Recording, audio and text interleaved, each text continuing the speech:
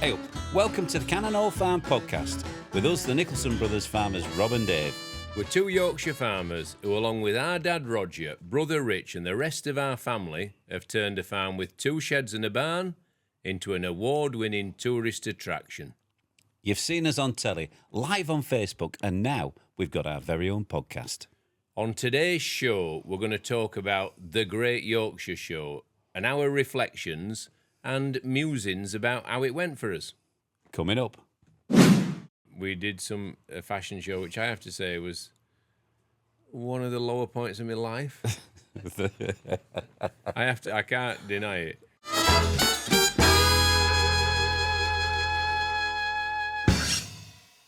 On today's episode, we're going to be reflecting on the Great Yorkshire Show and how we felt it went from our point of view.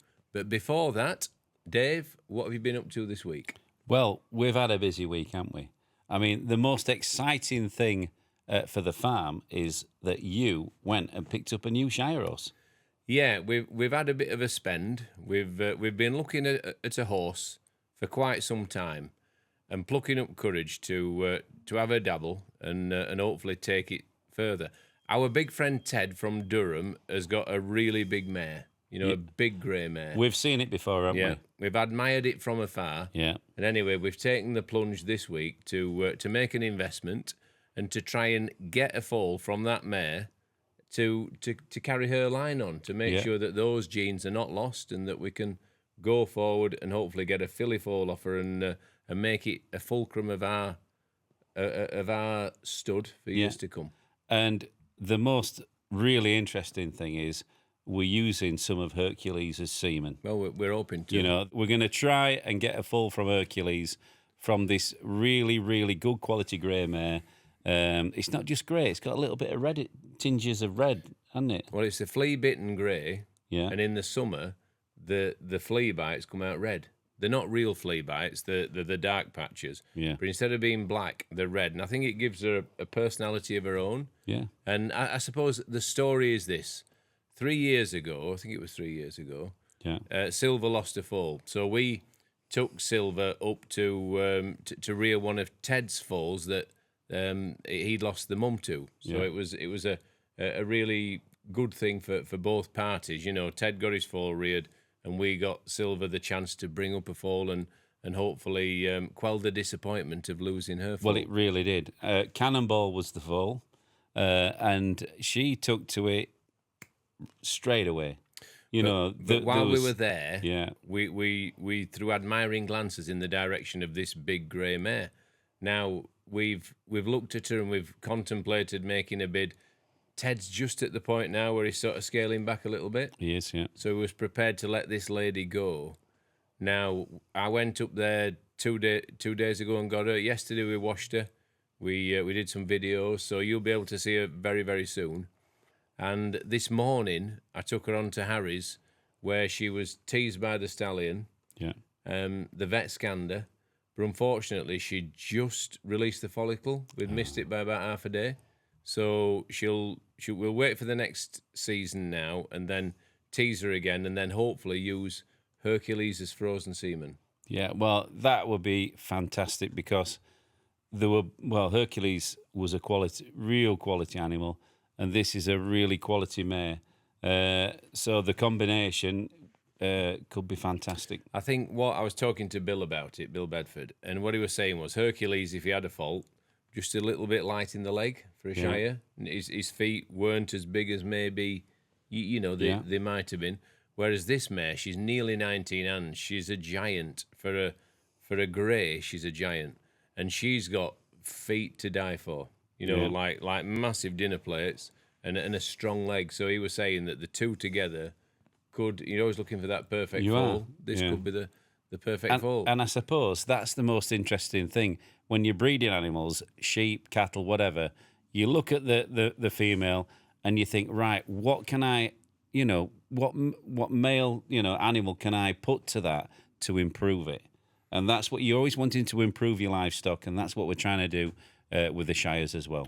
She's a giant. We're like transporting an elephant back from Blackpool Zoo. It was a big weight that I was towing, but I knew that I got a precious cargo, and I knew that we needed to invest in the very best vets and technology to try and secure this foal Yeah. via Hercules. It'll not be cheap. I've spoken to the vet and we've come to an agreement. Not be cheap, but we think it'll be worthwhile if we can get another foal, possibly next year, to remember him by and to carry his legacy forward, and also to carry Grace's legacy, because as yet she's got no female foal. All right. She's never had a filly foal. Never had a filly foal. Well, that could be a first. So I'm excited for next year. I'm excited, hopefully for this year, to get the good news that she's in foal.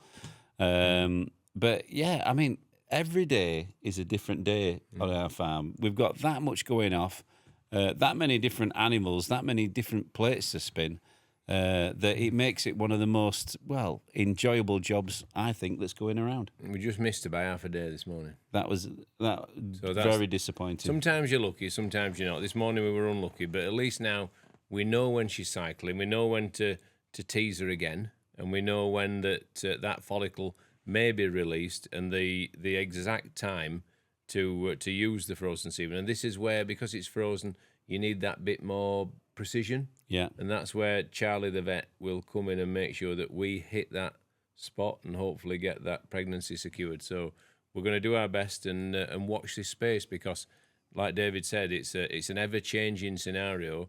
But if we can get Grace pregnant and look forward to that next year, then that would be a real boost for the whole team. Well, hopefully that's a foal for the future, and maybe it'll go to the Yorkshire Show as well. Maybe the Yorkshire Show in a couple of years' time, we could be leading that foal out and winning a rosette with a bit of luck. Well, we haven't won one yet, have we, with a Shire horse? So, but here's hoping. However, for now, we're reflecting on this year's Yorkshire Show and what went right and what went wrong.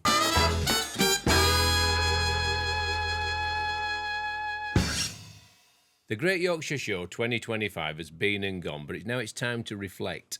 Should we start at the beginning? Well, yeah, I mean, the beginning, you go back months before the Yorkshire Show at the beginning to actually pick out your best of your sheep that you want to put in an individual pen, feed a little bit extra, keep a close eye on them, and, the build-up is weeks and months before. Yeah, I think at the start of the year, you think, right, who can we take? What have we got a chance of winning with? Who can we showcase and take them to a wider audience?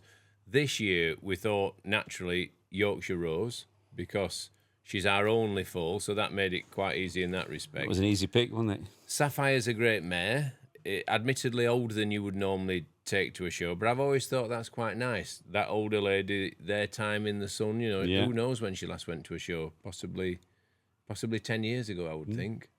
So Yorkshire Rose was a definite, and also she's a smart foal. Sapphire was going because she's Yorkshire Rose's mum. Then the Highland Cattle, that's always a tough decision because we've got some really nice ones. We have. We've got the new one, Lynn, from up in Scotland. So we kind of wanted to see how she'd get on, but she had the calf on the 2nd of January. So she's been feeding that calf for a long time, and it's taken a little bit of condition out of her. So that went against her a little bit. We haven't managed to get her just as fit as we would have liked. No. So I was sort of, my hopes weren't sky high going in. Yeah. But what actually happened cemented our belief that she's a smart cow because she actually came second. She did. We were actually in 3rd place, which was a little bit disappointing. I was happy with. To be honest, I was happy with 3rd. I thought it was fair enough. Yeah, and then we got moved up a place because he just liked her. Yeah. She's got fantastic horns. She's a good shape.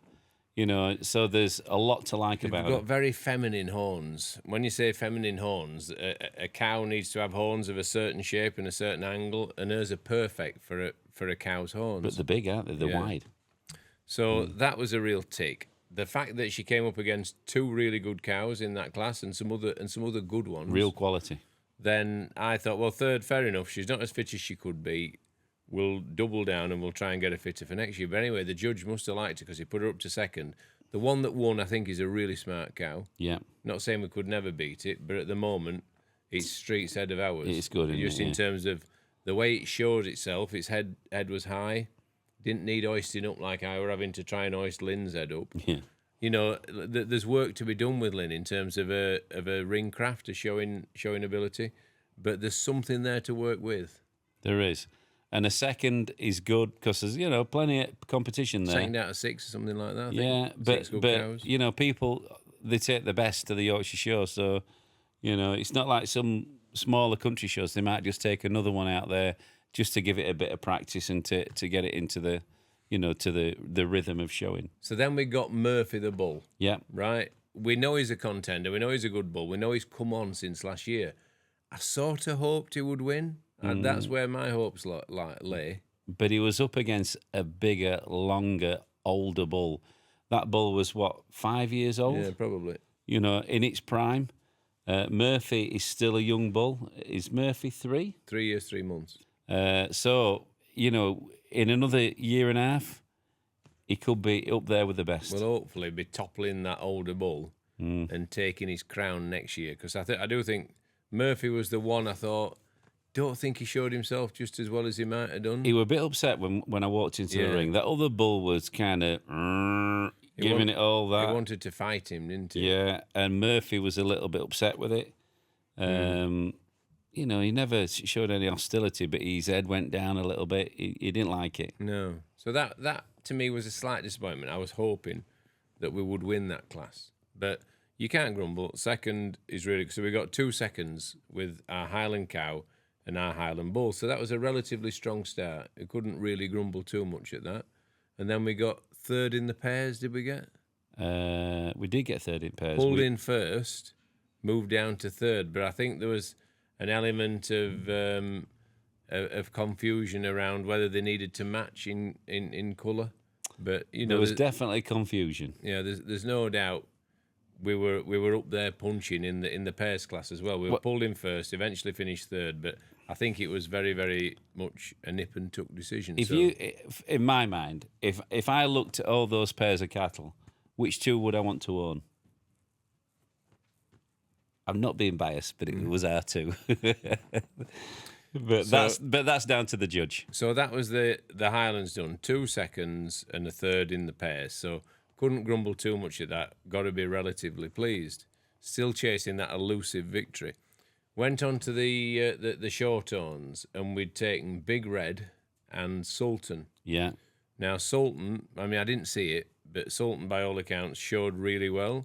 He stepped out in sprightly fashion, and he shook off the setback of his abscess in his foot. Yeah.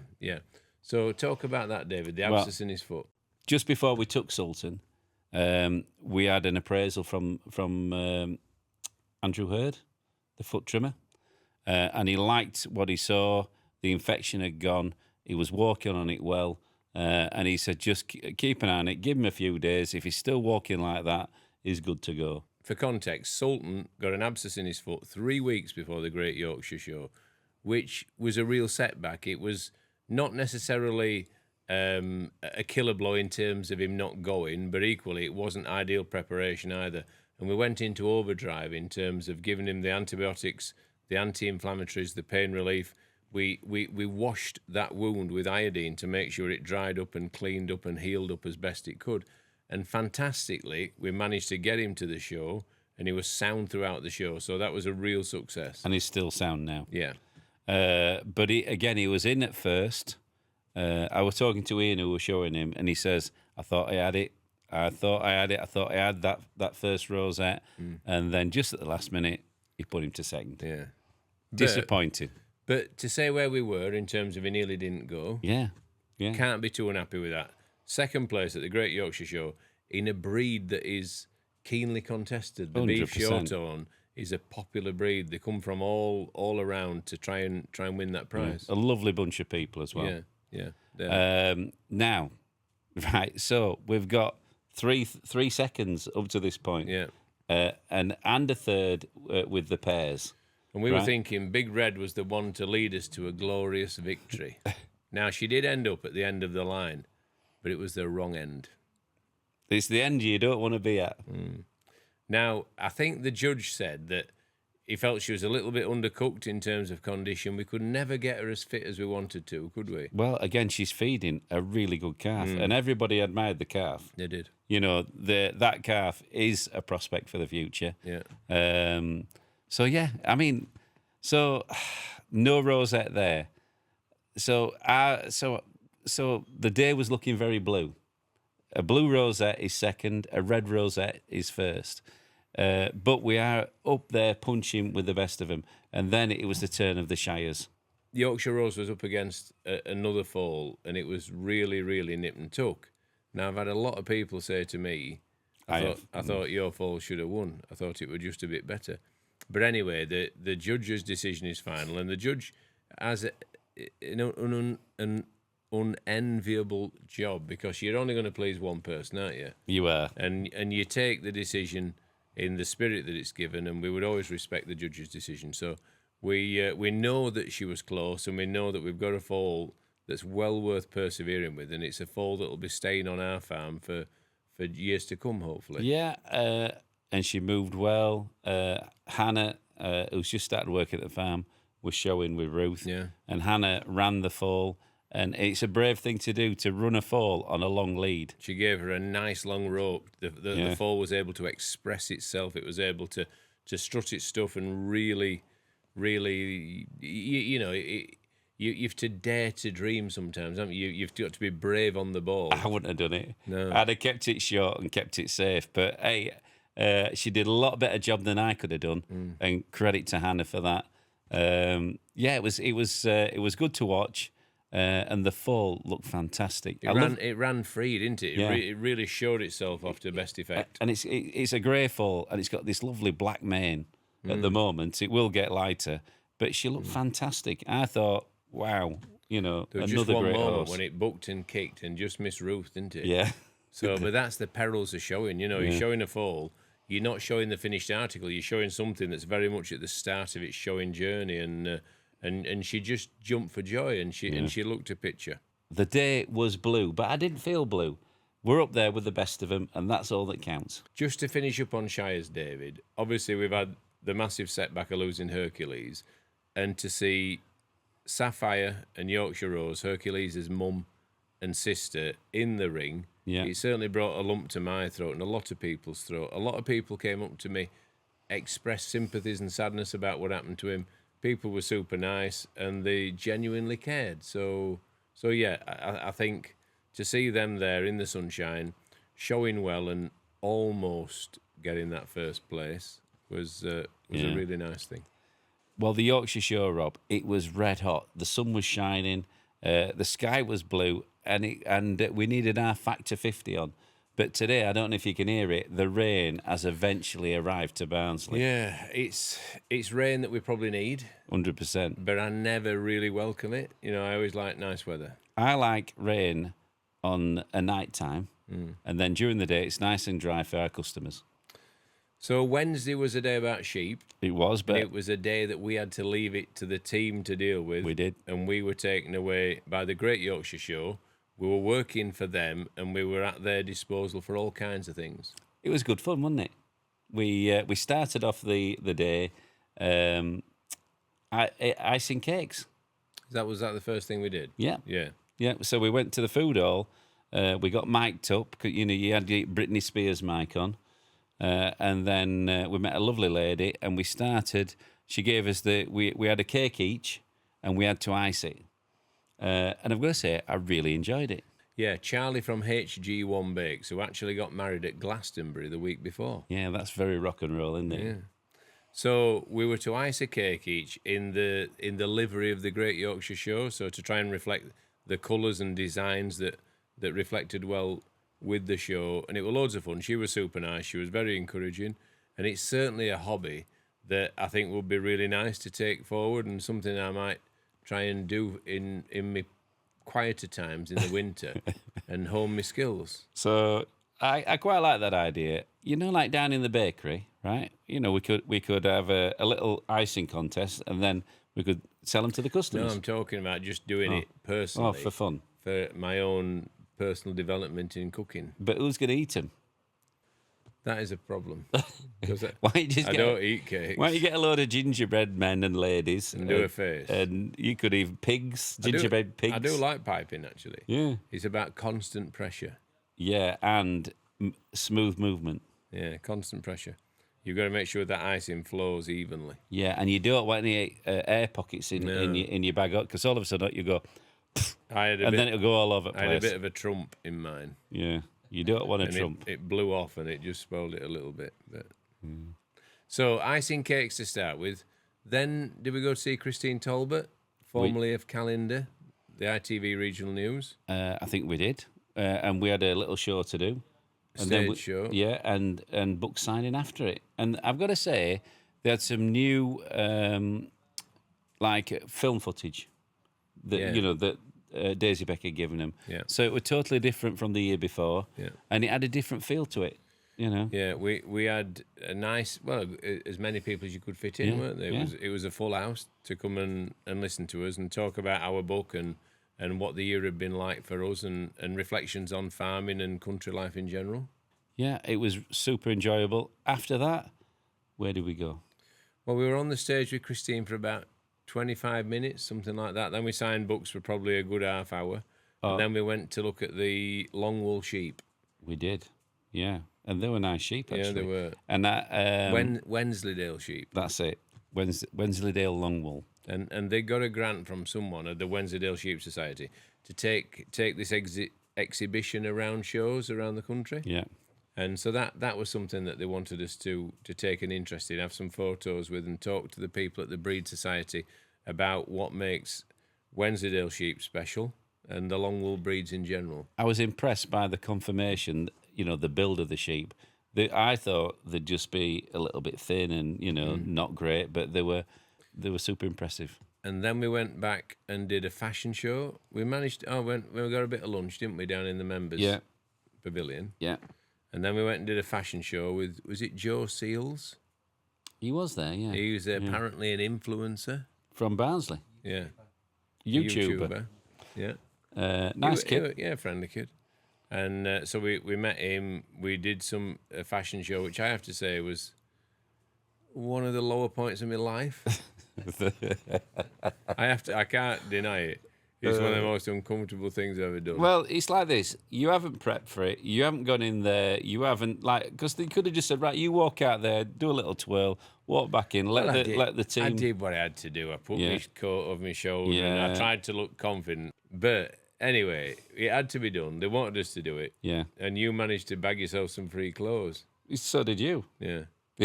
So, I don't say that the clothes I'd particularly wear that much, but I'm going to have my trousers shortened. Don't badmouth them.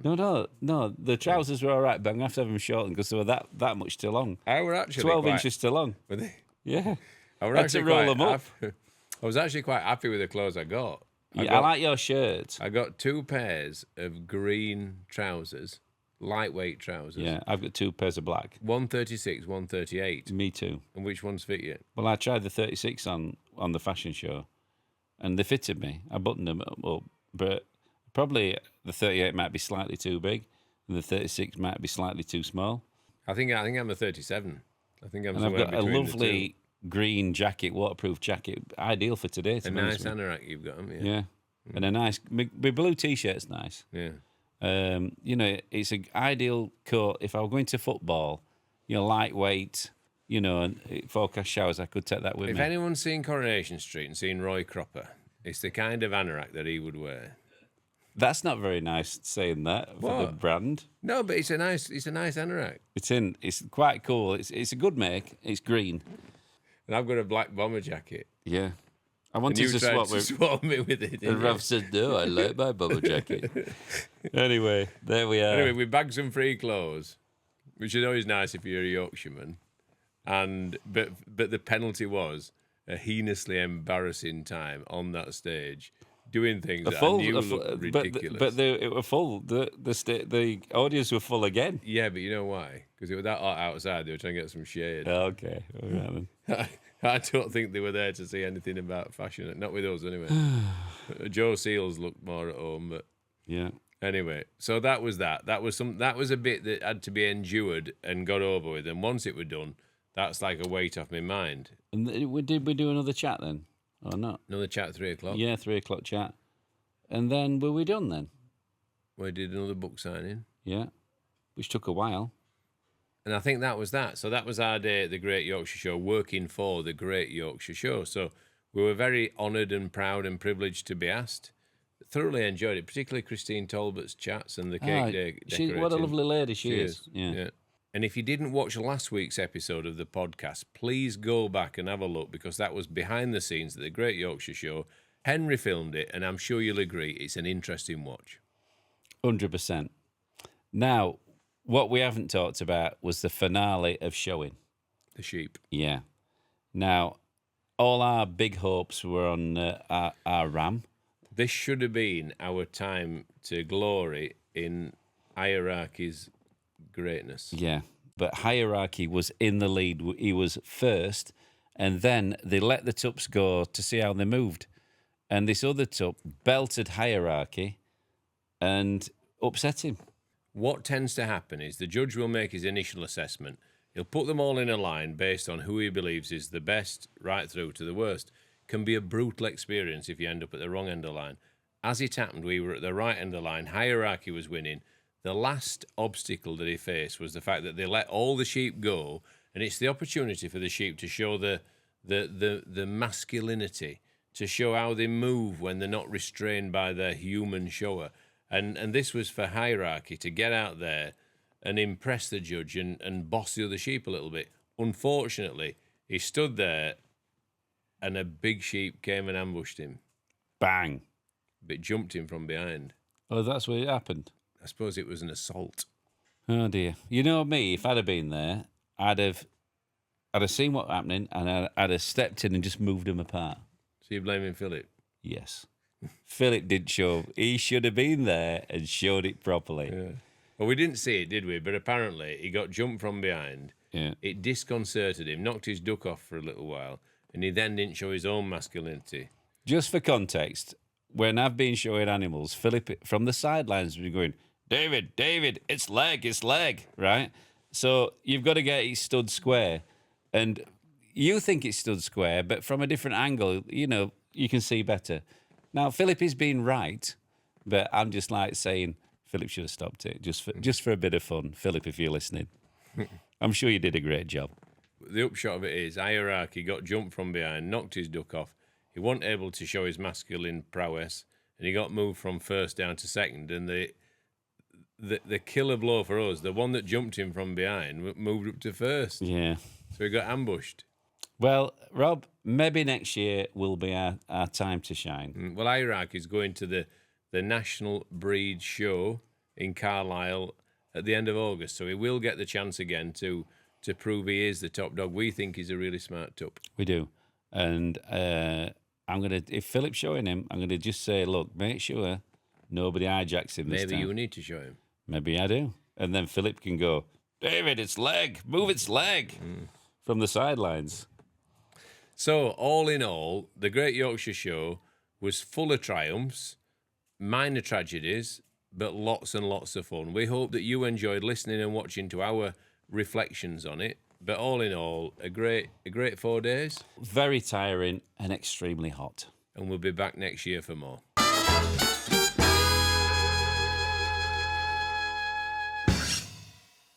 Thanks for watching this episode of the Cannonall Farm podcast. If you're watching on YouTube, don't forget to click that subscribe button. We're incredibly proud to be ambassadors for Farm 24. 24 hours in farming, 7th of August 2025, is when all farmers will showcase the work that they do to keep Britain fed and to keep the countryside looking beautiful. So please get behind Farm 24. We're certainly proud to support it. Yeah, get behind your family farm. That's all I've got to say. They work hard, they produce food for the country. Get behind the farmers. 100%, Dave. Anyway, until next time, I've been Farmer Rob. I've been Farmer Dave. Bye-bye. Do you think we'll get that red rosette next year? I think if we keep trying for long enough, then it will fall into our lap eventually. Sounds good.